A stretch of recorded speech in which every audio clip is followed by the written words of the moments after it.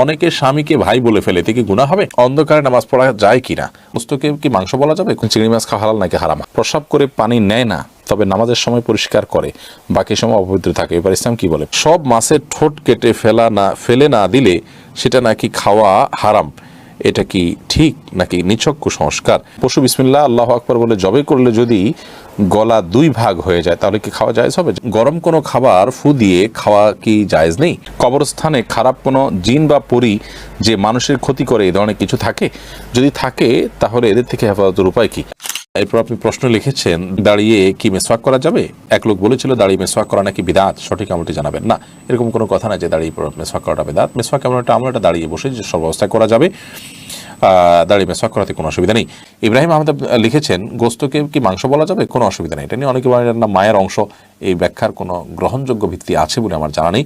আর হলেও আমাদের সমাজে সেটি প্রতিষ্ঠিত হয়ে গেছে গোস্তর অর্থে, অর্থে কেউ বলেও না, বিধায় এটা বলাতে কোনো অসুবিধা নেই। মাহের আফরোজা মারিয়া আপনি লিখেছেন, সব মাছের ঠোঁট কেটে ফেলে না দিলে সেটা নাকি খাওয়া হারাম, এটা কি ঠিক নাকি নিছক কুসংস্কার? না, এটা নিছক কুসংস্কার বোন। মাছের ঠোঁট খাওয়া হারাম নয়, কেউ চাইলে মাছের ঠোঁট খেতে পারেন। সব মাছের ঠোঁট কেটে ফেলতে হবে এরকম যদি হয় তাহলে তো কাসকি মাছ খাওয়া যাবে না, কারণ এটা ঠোঁট তো আপনি কাটার জন্য খুঁজেই পাবেন না। তো যাই হোক, এটা নিছক কুসংস্কার, এর কোনো ভিত্তি নেই শরীয়তে। মাছের ঠোঁট সহ মাছের পুরো শরীরের যে কোনো অংশই আপনি খেতে পারেন, বিশেষ করে যখন গুঁড়ো মাছ হবে। ময়লা অংশটা নাপাক যেটা মল সেটা ফেলে দিবেন, আর বাকি পুরো মাছই আপনি খেতে পারবেন। তানজিলা সুলতান আপনি লিখেছেন, আকিকা দেওয়া কি বাধ্যতামূলক? আকিকার বিধান কি ওয়াজিব নাকি সুন্নাহ? এটা নিয়ে ইখতিলাফ আছে, তবে বিশুদ্ধ মত অনুযায়ী আকিকা দেওয়া সুন্নাহ, এটা ওয়াজিব নয়। সাধ্য থাকলে দিবেন, কেউ না দিলে এর জন্য গুনাহগার হবেন না। মোহাম্মদ আক্তার লিখেছেন, আমি কি বোরকা না পরে শুধু মুখ ঢেকে বাসায় নন মাহরাম আত্মীয় স্বজনের সাথে দেখা করতে বা কথা বলতে পারবো? যদি মুখ ঢাকের, বোরকা পরা ছাড়া আপনি যে কোনোভাবে সৌন্দর্য ঢাকলেই হবে। এরপর আপনি নন মাহরাম আত্মীয় স্বজনের সাথে যদি দেখা করার প্রয়োজন হয় করতে পারেন, তবে কাপড় চোপড় যেন এমন আকর্ষণীয় না হয় যে তাদের দৃষ্টিকে আকর্ষণ করে। আর কথা তো আপনি বলতে পারেন, পর্দার আড়াল থেকে আপনি কথা বলতে পারেন এবং নিজের সৌন্দর্যকে ঢেকে কথা বলতে পারেন। কথার মধ্যে কোমলতা সৃষ্টি করবেন না, কৃত্রিমতা সৃষ্টি করবেন না, স্বাভাবিক কথা বলবেন। আল্লাহ বলছেন অকুলনা কাওলাম মারুফা, সে আয়াতের আলোকে আপনি কথা বলতে পারেন, স্বাভাবিক কথা। প্রশ্ন আপনি লিখেছেন, অনেক সময় নামাজের সিজদায় কয়টা দিয়েছি, দুইটা না একটা মনে থাকে না, তাহলে করণীয় কি? যে সালাতের সিজদা কয়টা দিয়েছেন যদি আপনি নিশ্চিত মনে হয় যে কম দিয়েছেন তাহলে আরেকটা দিবেন, আর যদি কয়টা দিয়েছেন সন্দেহ হয় তাহলে বেশিরভাগ যেটা মনে হয় সেটা করবেন, পরে সিজদা সাউদিয়া নেবেন। আর যদি আপনার 50-50 থাকে যে একটা দিয়েছি দুইটা দিয়েছি, কোনোটাই প্রতি মন প্রবলভাবে টানে না, তাহলে সেক্ষেত্রে আপনি একটা দিয়েছেন অর্থাৎ কমটা ধরে আপনি আরেকটা দিয়ে তারপর সিজদা সাউদিয়া নামাজ শেষ করবেন। নুরুল ইসলাম আইডি থেকে আপনি লিখেছেন, আমার দাড়ি ঘন হওয়ার কারণে আমি পানি 3 বারের বেশি সময় ব্যবহার করি, তাতে কি কোনো সমস্যা হবে? 3 বারই যথেষ্ট হবে।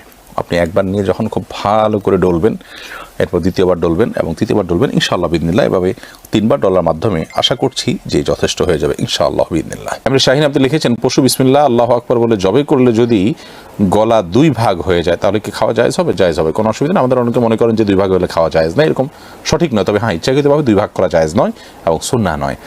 এসে তালুকদার আপনি লিখেছেন, গ্রামের অধিকাংশ মা বোন রান্নার কাজে গরুর গোবর দিয়ে তৈরি জ্বালানি ব্যবহার করে থাকে, এটা কতটুকু সঙ্গত? কোনো অসুবিধা নেই। গরুর গোবর তো আগুনে পুড়িয়ে ভস্ম করে ফেলা হচ্ছে, খাবারের মধ্যে তার ঢুকছে না, কোনো অসুবিধা নেই। ফারিয়া বেগম আপনি লিখেছেন, গরম কোনো খাবার ফু দিয়ে খাওয়া কি জায়েজ নেই?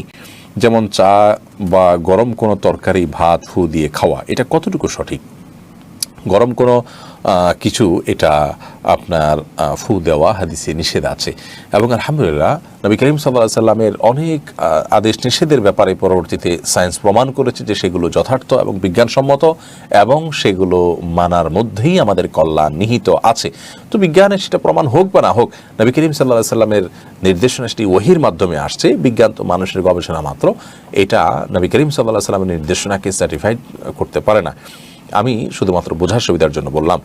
যাই হোক, তো গরম খাবারে ফু দিয়ে বা কোনো খাবারে ফু দিয়ে সেটাকে ঠান্ডা করা তারপরে খাওয়া, এটা জায়েজ না, এটা নিষেধ আছে হাদিসে। এটা স্বাস্থ্যের জন্য ক্ষতিকর। আমাদের শ্বাস প্রশ্বাস এর সাথে এর অনেক সম্পর্ক আছে এবং এর ফলে অনেকভাবে আমরা ক্ষতিগ্রস্ত হতে পারি। তো এই জন্য ফু দেওয়া নিষেধ। আমরা গরম করার জন্য কোনো কিছু দিয়ে বাতাস করতে পারি অথবা অপেক্ষা করতে পারি, তারপর আমরা খাবো। আর গরম খাওয়াও একবারে খুব বেশি গরম খাবারও গ্রহণ করতে হাদিসে নিষেধাজ্ঞা আছে। চা তরকারি বা ভাত যেটাই হোক এটাতে ফু দেবো না, আমরা হয় অপেক্ষা করবো আর নাহলে অন্য কিছু দিয়ে বাতাস করবো। জান্নাতুল ফেরদাউসী লিখেছেন, প্রস্রাব করে পানি নেয় না, তবে নামাজের সময় পরিষ্কার করে, বাকি সময় অপবিত্র থাকে। এবার ইসলাম কি বলে? প্রসাব করে যদি পানি না নেয় আর পেশাবের নাপাকি যদি কাপড়ে লাগে এবং বারবার করতে করতে অনেক অংশে লেগে গেছে, তাহলে সেক্ষেত্রে সে পোশাক পরিবর্তন করে নামাজ পড়তে হবে। আর পানি নিয়ে নেওয়া উচিত। যদি পানি দিয়ে ধুয়ে পরিষ্কার করা হয় তাহলে সেক্ষেত্রে তার নামাজ হবে। শুধু নামাজের সময় ধুলো, বাকি সময় ধুলো না, তাতে তো তার এটা পাক থাকলো না। মেঘকন্যা লিখেছেন, নামাজ পড়ার জন্য যদি জায়গা না থাকে সেক্ষেত্রে বিছানার উপর নামাজ পড়লে কি নামাজ হবে? জায়গা না থাকলে বিছানার উপর নামাজ পড়বেন, কোনো অসুবিধা নেই।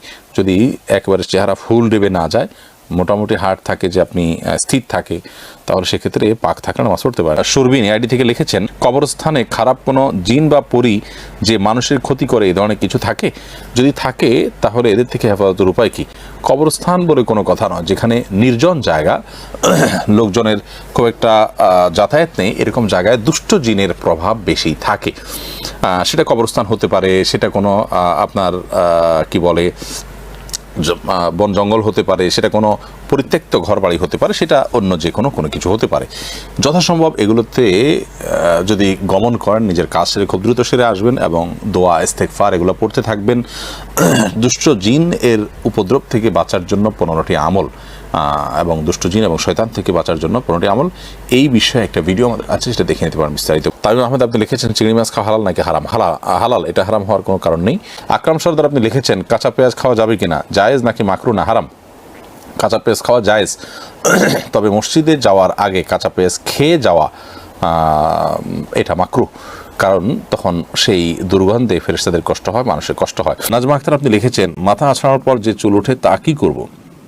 মানুষের মাথা আঁচড়ানোর পর যে চুল ওঠে অথবা নখ কাটা পরে যে নখ থাকে, এগুলো কি সম্মানজনক কোনো জায়গায় রাখা উচিত। সেটা মাটির নিচে দাফন হতে পারে, কবরে দাফন হতে পারে, মাটির নিচে চাপা দেয়, একটা রেখে মাটির উপর চাক দিয়ে দিলেন, থাকতে মাটির নিচে সেটা মাটির সাথে মিশে গেল, এটা উত্তম। আর অসম্মানজনক কোনো জায়গায় নাপাকের মধ্যে ফেলাটা অনুত্তম। মাকরুহ যদি কেউ ফেলেন বড় কোনো গুনাহ হবে না, কিন্তু এরকম করাটা অনুচিত এবং ভালো কাজ না। উচিত হলো মানুষের শরীরের আল্লাহ তাআলা মানুষকে সম্মান দিয়েছেন, সেজন্য মানুষের শরীরের প্রত্যেকটা অংশ যাতে সম্মানিত থাকে, অসম্মানিত না হয়, সেদিকটা খেয়াল করা। রিফাত হাসান লিখেছেন, অন্ধকারে নামাজ পড়া যায় কিনা? অন্ধকারে নামাজ পড়া যায়, কিন্তু স্বাভাবিক অবস্থাতে যেখানে রুকু সিজদার জায়গা দেখা যায় না, এরকম জায়গায় নামাজ পড়াটাকে অনেক উলামা ইকরাম মাকরুহ বলেছেন। আপনি যদি আলো আধারের মধ্যে পড়েন আপনার মনোযোগ সৃষ্টি করার জন্য এবং রুকু সিজদার জায়গাগুলো দেখা যায়, তাহলে সেক্ষেত্রে কোনো অসুবিধা নেই। আহসানুল হক লিখেছেন, অনেকে স্বামীকে ভাই বলে ফেলে, এতে কি গুনাহ হবে? একটা হাদিস অনুযায়ী স্ত্রীকে বোন বা স্বামীকে ভাই বলা, এরকম কোন একটার ব্যাপারে নিষেধাজ্ঞা আছে, সে হাদিসটির আলোকে বোঝা যায় এটা কারণে সম্পর্ক হারাম হয়ে যাবে না, বা সম্পর্ক নষ্ট হয়ে যাবে না, বা তালাক হয়ে যাবে না, কিন্তু এটা অনুত্তম কাজ। প্রয়োজনে একে অন্যকে নাম ধরতে পারে, অমুকের বাপ বলতে পারে, এটা সবচেয়ে ভালো, অমুকের বাপ। সাহাবীরা এভাবে বলতেন। স্ত্রী তার সন্তানের নাম ধরে বলবেন অমুকের বাপ, স্বামী তার স্ত্রীকে অমুকের মা, এটা বলতে পারেন, অথবা নাম ধরে বলতে পারেন, কিন্তু ভাই বোন এটা বলা হাদিসের আলোকে অনুচিত কাজ।